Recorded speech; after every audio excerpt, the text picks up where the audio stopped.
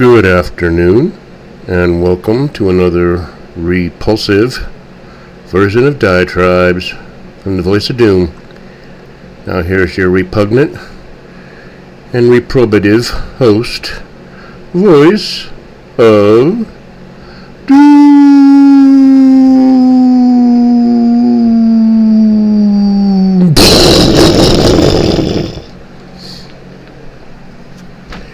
Hello.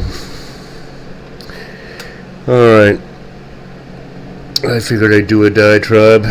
It's been a week, and I figured I'd get my 2 cents in on the recent news, which happened about an hour ago, so I'm a little late on the uptake, but I wanted to do a little research before I weighed in on the recent happenings with Petri dish, which alleviates a bit of pressure, but doesn't really alleviate anything, because I'll tell you why. In case you didn't hear, Petri decided that he would not seek, nor would he accept, the nomination for another term as president of what used to be the United States. And most people kind of expected it. A lot of people hoped it would not happen for obvious reasons. Because if you're running a foot race against somebody with 2 broken legs and you really want to win, then you hope that opponent stays in with their broken legs. But I guess the pressure was on, and whatever kind of deal they made to secure his legacy, Petri dishes. Maybe they promised him a statue or even a memorial somewhere in the back of the Watergate Hotel, in the parking lot somewhere. I don't know. They had to promise him something, and people take it for granted and assume that deals are made, when it really shouldn't come down to that. It's like, do you care? Do you really care about doing the best thing for your country because you entered public service to serve your country? Or is it all about you? Well, we're finding out. We're finding out it's my personal well-being first, and what I get, and what's in it for me. Then my party, which I belong to, is second. And third is what used to be the United States, or the people living within those boundaries of what used to be. That's the third consideration.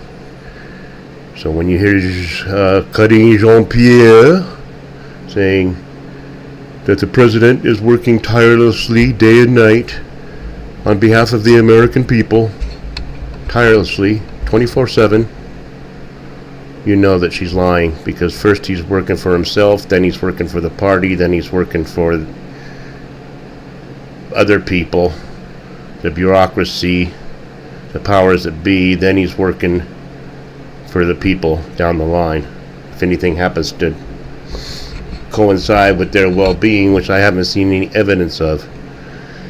So they're going to say that Petri dish is going to go down in history as a hero because he put the country ahead of himself by deciding not to run. Okay, fine. Now, my buddies call me and say, because whenever there's breaking news, they like to tell me, because they know all I got is YouTube, so I'm out of touch with everything. And they're arguing about, one brother says that if Petri dish resigns, then the Congress will have to decide who replaces him. And the other brother says no. Kamala the Gargoyle automatically becomes. Now, he was right. As we know from Nixon, if a president resigns, then the next person, vice president, takes over and names his or her vice president.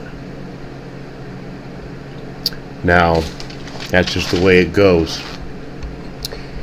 People are doing strange things as far as some logic saying, well, if he's not fit to run for president again, then he's not fit to be president now, so he should resign.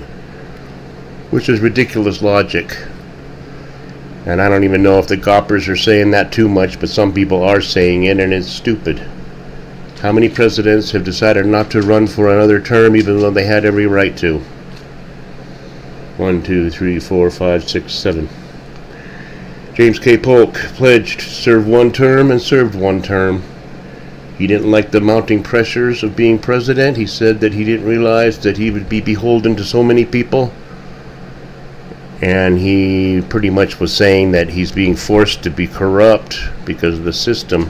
This was back in 1840-something, a long time ago. And he died 3 months after the next president was elected. James Buchanan didn't seek a second term because his first one was a failure. He allowed the country to break apart. He set up the whole scenario for a civil war, and all hell broke loose near the end of his presidency. He knew he didn't stand a chance. He didn't run.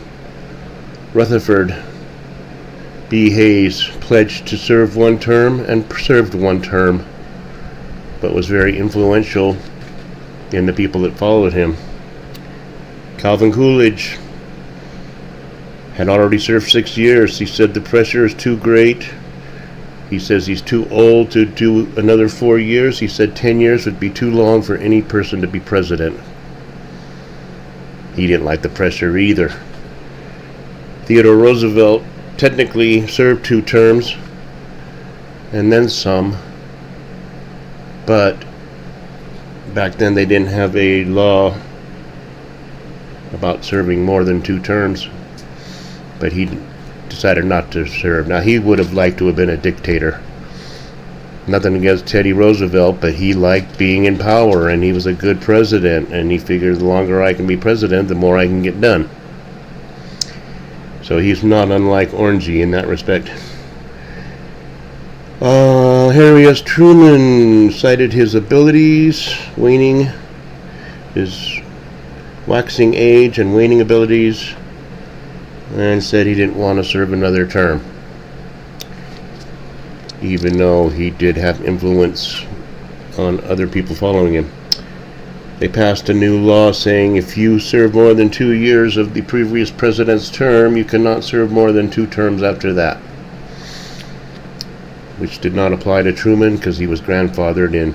Just trivia. Lyndon B. Johnson: I come here, my fellow Americans, tonight to tell you that I will not seek and will not accept the nomination for the President of the United States. That's what he said back in 68. See how 68 is repeating itself? How many times is it repeated? Johnson said he's not serving another term. Petri just says he's not serving another term. RFK is shot in the back of the head. Orangey shot in the back of the head. There's going to be a DNC convention with riots.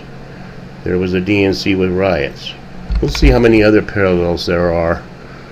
I wouldn't be surprised if more fur and feathers don't fly in the next 2 months, 3 months.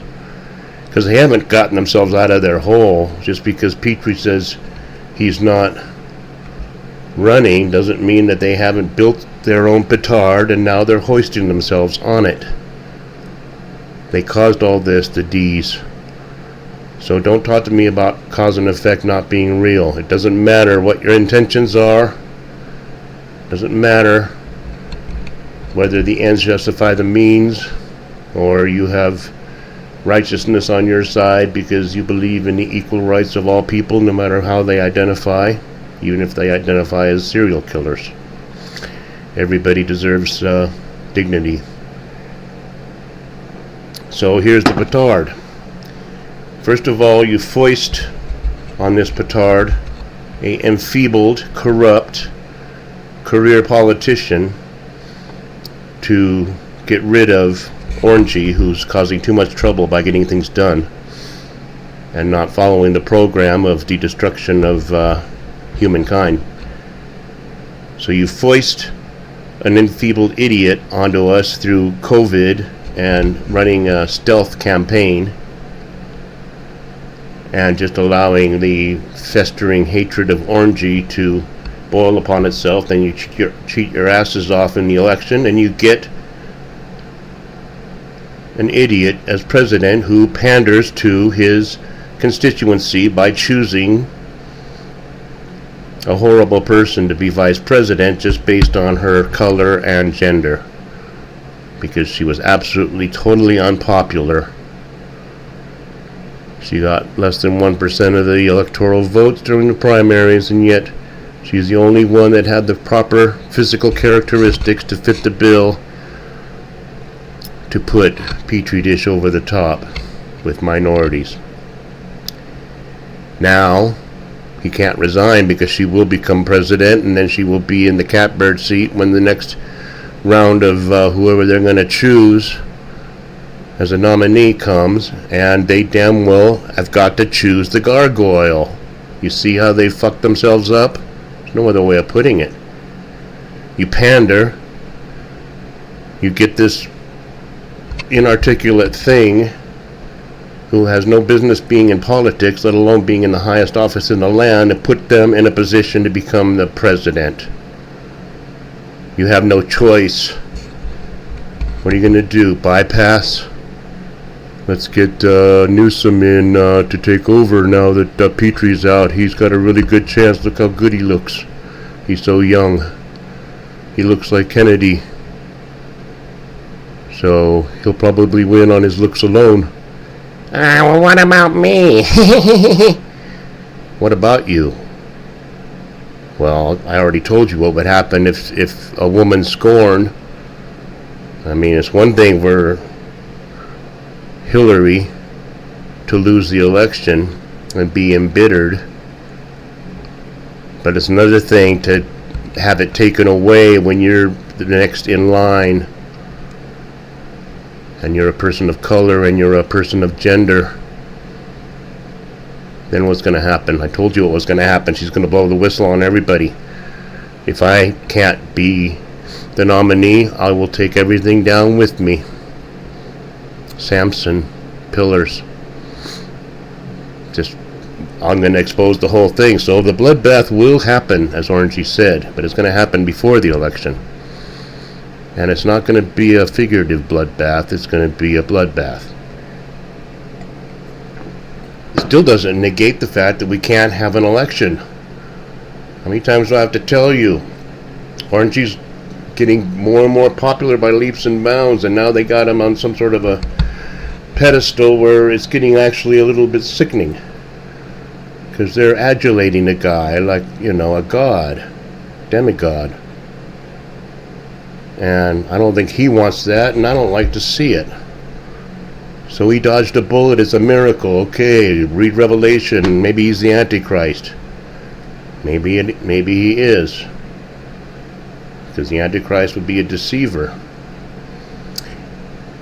But they can't allow him to be president. They can't take any chances. They need to get somebody in Petri's place, and what are they going to do? Time is of the essence. Time is running out. We got years before the election. No, the election's coming soon. You can't have Petri dish. How are you going to get someone else to... you can't have Orangey. How are you going to get someone else to take over and get a juggernaut of support when they're going to want us follow Petri's policies of destruction? Keep the border open, keep the drugs flowing, keep the supply chain going down, keep the food supply chain going down, keep the anarchy up, keep the crime up. Somebody's going to have to continue that legacy. So I think I've given you enough. I told you about how it's happened before. But no. In conclusion, Petri dish will not resign, because then that's all he'll be known for. He won't be known for all of his great accomplishments of working night and day 24/7 for the on behalf of the people. He won't be known for all that. He won't be known for his infrastructure bill or his semiconductor bill. He'll be known as the president who resigned, just like Milhouse. So he's not going to do that. He will finish up and they will scramble around trying to find a replacement. It's going to be fun to watch, but it's all for naught because there's not going to be any election at all. So I'll leave it there and I'll talk to you later. Have a good one. Bye.